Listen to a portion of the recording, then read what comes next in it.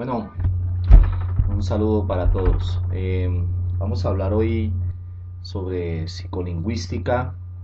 Digamos que los fundamentos iniciales de la psicolingüística, eh, bajo el cual, digamos, se circunscribe todas las generalidades de esta ciencia, ¿sí? No se sabe cómo llamarla, si una ciencia o una rama de la psicología. Lo que sí se puede decir de la psicolingüística es que eh, está interesada en cómo la especie humana adquiere y utiliza el lenguaje. ¿Mm? Este modo de adquirir y utilizar el lenguaje se da por dos series de aspectos fundamentales. La primera, los factores psicológicos, y la segunda, los factores neurológicos.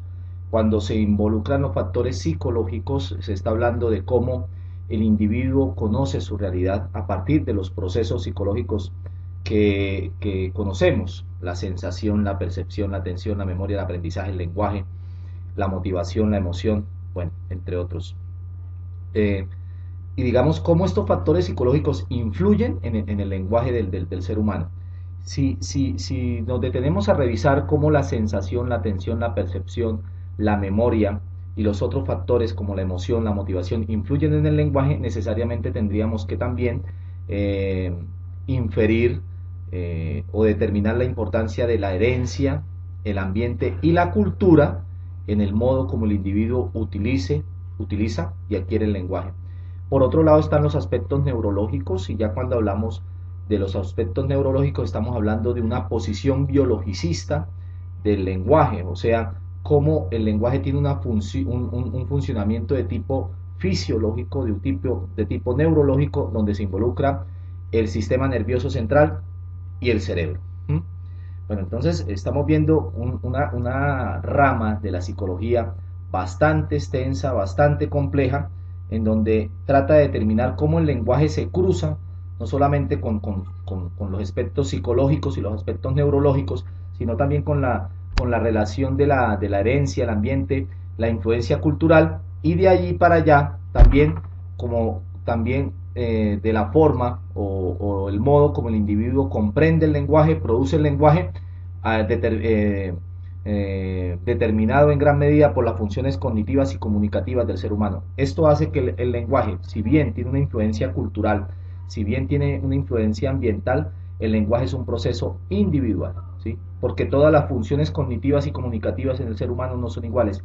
Y por otro lado también está amarrado al desarrollo humano, al desarrollo, al momento histórico en donde se dan estos procesos psicológicos y neurológicos asociados al lenguaje. ¿Cuándo nace la psicolingüística? Bueno, pues se dice que la psicolingüística nace por allá en 1800, a finales de 1800, con el lingüista francés, con unos estudios que hizo Gustave Guillaume, ¿sí? Y con una famosa teoría dentro de la lingüística que se llama la teoría del psicosistema, en donde se trata de involucrar cómo los elementos lingüísticos se relacionan con los procesos psicológicos, ¿sí? Entonces, como hablamos al principio de la charla, pues los procesos psicológicos se relacionan en gran medida con el lenguaje. Por ejemplo, ¿cómo se puede relacionar la emoción y la motivación con el lenguaje? Pues con el discurso que tiene el individuo. O sea, el discurso, si la emoción es de ira, el discurso debe ir relacionado con la ira. Otro elemento que se puede relacionar, si se está hablando de las funciones cognitivas y comunicativas, estos dos elementos dan pie a hablar de las funciones cognitivas del individuo, o sea, los procesos de pensamiento, cómo los procesos de pensamiento influyen en el ser humano y en el discurso del ser humano. La única ventana que tenemos para estudiar el pensamiento de alguien, el pensamiento humano, es el lenguaje, no hay otra forma. Y se pensaría que el pensamiento y el lenguaje son dos procesos simultáneos, o uno anticipa al otro. Hay varios, digamos, hay varias discusiones al respecto. Piaget y Vygotsky se enfrascan en una discusión muy conocida acerca de qué es lo primero, si primero es el pensamiento o primero es el lenguaje, qué se desarrolla primero. Y digamos cómo se desarrollan o cómo se relacionan estos dos procesos en las funciones comunicativas del ser humano. Bueno, Entonces, para hablar de psicolingüística, ya hablamos de esta definición y hay unos procesos, digamos, claves en la psicolingüística, que son los procesos de percepción del habla, el proceso del reconocimiento visual de las palabras y los efectos léxicos encontrados. Entonces, el primero está hablando de cómo se percibe el habla o cómo las estructuras cognitivas y las estructuras cerebrales pueden percibir el habla en el ser humano. El segundo, el reconocimiento visual de las palabras, estaría tratando sobre cómo las estructuras cognitivas y cognoscitivas, así como las estructuras cerebrales, logran reconocer las palabras. Y el otro, el efecto del léxico encontrado, que es, así a grosso modo, cómo, digamos, la dimensión o el volumen del léxico, de las palabras o del discurso, influye en la percepción del lenguaje. Bien. Entonces, ¿cuáles son los principales procesos psicolingüísticos? La codificación y la decodificación. En la codificación se está hablando de una comprensión del lenguaje. Y los otros, y el otro, la decodificación, estaría hablando, perdón, la codificación estaría hablando de la producción del lenguaje y la decodificación de la comprensión del lenguaje. Estos dos elementos son claves a partir del proceso formal del lenguaje que tiene el ser humano y que diferencia la capacidad comunicativa que nosotros tenemos a la de los animales, que es la utilización, digamos, de las estructuras gramaticales que subyacen en una lengua. A partir de ello, nosotros enriquecemos nuestro vocabulario y seguimos produciendo lenguaje, incluso produciendo palabras que no hacen parte de un idioma, o que sí hacen parte de un idioma, pero su sustrato se encuentra en un dialecto, o sea, en una sublengua que hace parte de un idioma. Ejemplo, esto sería como el dialecto o la jerga que se utiliza, digamos, que utilizan los metaleros, que utilizan los punqueros, que utilizan los ñeros, que utilizan cierto grupo social determinado. Entonces ellos, a partir de su experiencia, a partir de sus funciones comunicativas, ellos van generando y produciendo nuevas expresiones o nuevos lenguajes. Así que a partir de esa interacción con el medio que le rodea, con el ambiente que lo rodea, con la cultura, la comunicación humana tiene una continua percepción, comprensión y producción. A esto se le añade también la capacidad que tiene el ser humano, no solamente de hablar, sino de gesticular o expresarnos con la escritura. Y bueno, hay otro lingüista que se llama Noam Chomsky, que aún vive, en donde él habla si el lenguaje es un proceso innato o es un proceso generativo a partir de la cultura en la que el individuo vive. Pues hay posiciones muy encontradas, ¿sí?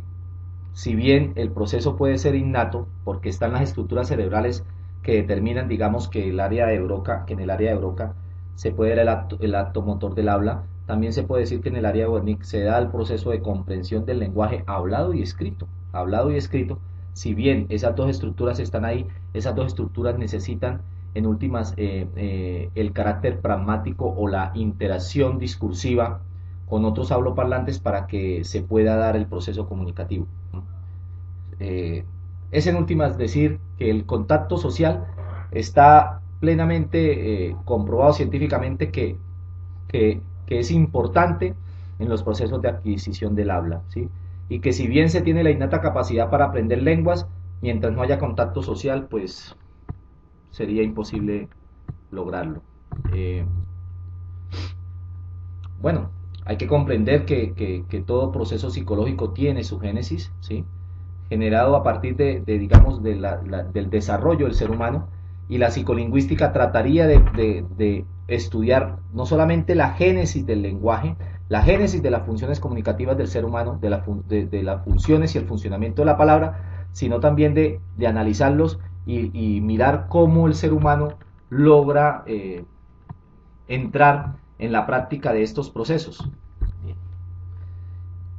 Hay tres elementos fundamentales, como lo habíamos visto anteriormente, digamos, dentro de la psicolingüística, que son las teorías cognitivas, y neurológicas de la percepción del habla, las del reconocimiento visual de las palabras y las de los efectos léxicos encontrados. La primera es la percepción visual del habla. Entonces, en la percepción del habla, básicamente trata de describir los mecanismos por los cuales el cerebro es capaz de traducir una señal acústica que varía continuamente en función de numerosos parámetros como magnitud de onda, tono, timbre, en una representación lingüística discreta y estable en la mente. ¿Qué quiere decir esto? Que a pesar de que, digamos, una persona no entienda una señal acústica, el cerebro trata de descifrarlo. Y bueno, estas teorías de percepción del habla hablarían, hay diferentes clases, como la primera, que es la hipótesis preléxica, en donde se dice que hay unas estructuras mentales en las que se trata de emplear un sistema de ventanas de procesamiento de la información, en donde los efectos preléxicos transformarían la señal acústica en una representación lingüística preléxica. ¿Qué quiere decir esto? Es como ver como ver cómo funciona un computador. El computador tiene diferentes carpetas, así que digamos que es como si nuestro cerebro tuviese un montón de carpetas en donde un ruido, el cerebro lo clasificaría en diferentes maneras. Por ejemplo, si alguien llega tocando la puerta y la toca de esta manera, el cerebro, sin ver a esa persona, la persona que va a ir a abrir la puerta, se hace una imagen, hay una representación icónica, incluso visual, de que es una persona o un familiar que está tocando la puerta, porque la manera de tocar la puerta hace referencia a un modo familiar de saludar. ¿Ven? Y así otra serie de elementos que también puede ser con sonidos de objetos, incluso con tonos de voz, ¿no? Con tonos de voz, cuando uno le hacen la famosa broma esta de adivine quién soy, ¿sí? Esa serie de elementos serían estudiados o serían empleados a partir de este modelo. El otro es la teoría de motora de la percepción del habla. Entonces, esta teoría postula que no solamente se realiza directamente a partir de la señal acústica, sino haciendo referencia a los gestos articulatorios abstractos. Aquí estamos hablando de la percepción del habla, la percepción del habla. Cuando una persona está distante y no se escucha, el cerebro trata de enfatizar en el origen de la señal acústica, de dónde se origina la señal acústica. En el caso de una comunicación, que es una persona que está hablando la otra a un rango de distancia bastante considerable, y no se le entiende, la persona mira la boca. Y a partir de la gesticulación de la boca, el cerebro traduce esa información en el área del Wernicke, porque sería el área de la comprensión del habla, interpretando simplemente el gesto articulatorio. ¿De dónde se hace aprendizaje? Pues los niños, los bebés, cuando el bebé está adquiriendo el proceso del habla, el bebé centra su mirada sobre los labios en gran medida, o se puede ver que la experiencia materna es así, la mamá, ¿sí? El niño es más cercano, el bebé es más cercano a la madre. Al ser más cercano a la madre, el niño, digamos, tiene con él más contacto y el niño está mirando más la boca de la mamá. ¿Sí? Y la mamá es que prácticamente le enseña a hablar al niño, le empieza a dar sus primeras palabras. Ahora, las primeras palabras que el bebé logre decir no están determinadas, digamos, por la mamá, que la mamá escoja, sino que digamos que esto es como un elemento muy aleatorio, porque a partir, digamos, del desarrollo del aparato fonológico, y a partir, digamos, de las necesidades del niño, el niño aprenderá a decir primero mamá o papá, pero antes de mamá y papá, el niño empieza a gaguear, que serían las primeras sílabas ga, da, ta, ma, pa, ¿sí? y el niño empieza a practicar con ellas y las va combinando. Y mucho antes de eso, o un poco antes de eso, perdón, el niño empieza a balbucear. ¿Mm? Así que podemos ver que ese es un desarrollo lento y paulatino que está determinado, como lo vimos al principio, por el contacto social o el contacto con otros habloparlantes y la experiencia, en el caso del bebé, la experiencia afectiva emocional que el bebé tiene con la mamá. Y digo con la mamá porque digamos que esa es la práctica más regular, la que más comúnmente se ve, que es con la mamá. El papá, con el papá pues casi no se tiene contacto, ¿no? A los primeros años de vida, primeros dos años de vida. El modelo Trace estaría hablando de un conjunto de detectores de rasgos, este modelo Trace, en donde digamos, el cerebro se encargaría de identificar directamente la señal del habla de la información. El conjunto de rasgos, los principales conjuntos detectores de rasgos en cuanto al lenguaje, ¿sí? En cuanto al proceso del habla son timbre, tono, timbre, tono y volumen de voz. Timbre, tono y volumen de voz.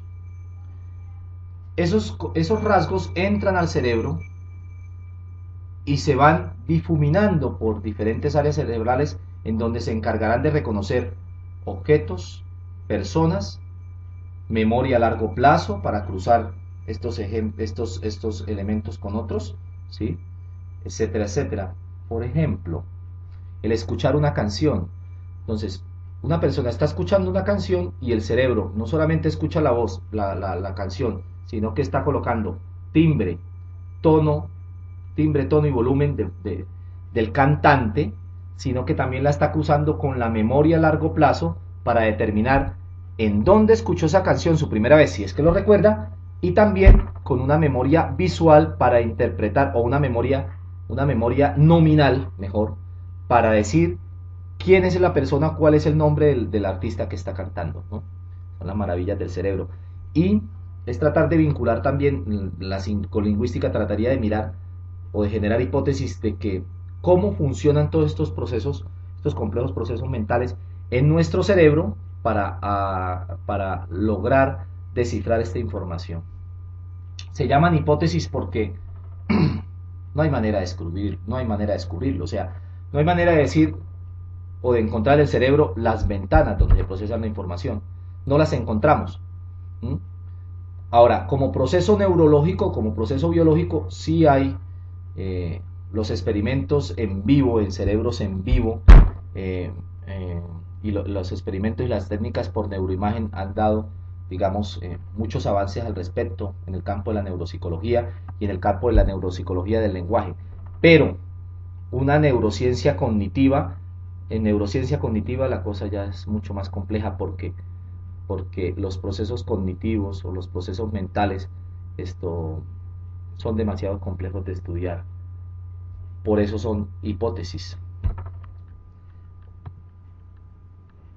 Hay otra que es la hipótesis del acceso directo. La hipótesis del acceso directo dice que hay rangos de milisegundos en donde el cerebro va haciendo una especie de percepción de la información que va escuchando.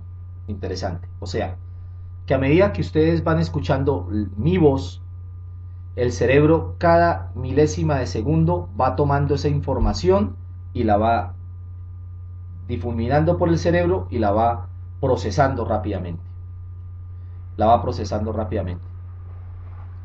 Y se va proyectando continuamente por todas las áreas del cerebro encargadas del procesamiento del léxico mental. El procesamiento del léxico mental sería básicamente las áreas de comprensión del lenguaje, ¿cierto? Las áreas de comprensión del lenguaje y las áreas motoras del lenguaje. Porque hay un famoso puente que es el fascículo arqueado que une estas dos áreas. Y sin comprensión no hay acto motor del lenguaje, y sin acto motor del lenguaje no hay comprensión.